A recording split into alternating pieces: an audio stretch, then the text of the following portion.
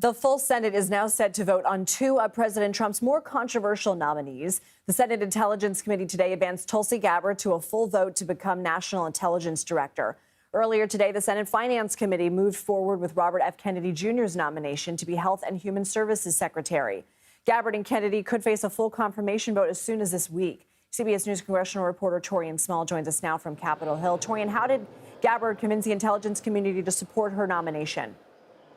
Well, we're learning that there was an intense pressure campaign from the Trump administration to these wayward Republican senators. Todd Young of Indiana was just reportedly on the fence with Gabbard, for example. We then saw Elon Musk take to his social media platform and call him a deep state puppet. That was before he had a conversation with the Indiana senator, which he then pulled back to those words and put out a statement saying that he's encouraged by the conversation that he had and ultimately a vote that was favorable to the president. Look, these are two nominees who has quite a bit of controversy surrounding them when it comes to Gabbard. Her recent and previous mistrust of the intel community and spreading of information that many of these senators felt were just unbecoming of a person fit to lead the intel community gave them pause. In her confirmation hearing,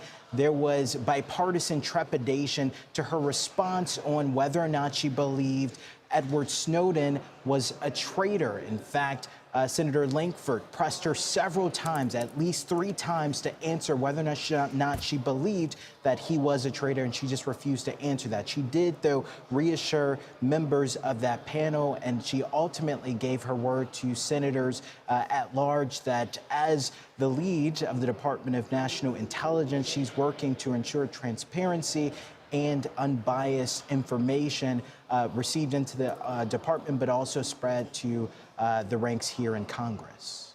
How did Kennedy move through? Well, he got the support of Bill Cassidy. He was not only the most ranking Republican member on the Senate Health Education, Labor, and Pensions Committee, but he's also a medical doctor. And he told him at the end of his confirmation hearing last week that he was struggling to go forward with his confirmation because of his previous comments on the efficacy of vaccinations, for example, one of many things that he disagreed with him on.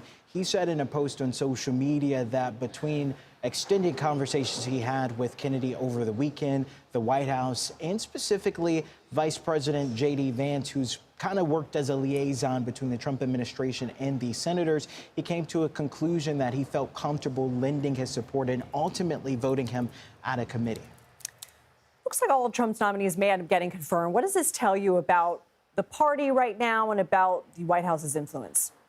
Well, it shows that there are fewer and fewer Republicans willing to break rank and disagree with the public or with the president publicly. In Cassidy's case, he's up for re-election in 2026. He knows that that is a state, Louisiana, who voted overwhelmingly, 20-plus points for Donald Trump in the previous presidential election. And it appears that he's unwilling to rock the boat at this pivotal point in his political career. We also seen other Republicans who have bemoaned the fact that there is this intense pressure campaign from folks in Trump's world, especially from the likes of Elon Musk, who has been brought on into this administration, but was previously just the CEO or the leader of this social media site. That alliance has been pretty crucial in undermining the independent thought of some of these Republicans, ultimately many of them falling in line in order to stay in the good graces of not just Donald Trump, but many folks in his Trump world. Taurean Small, thank you.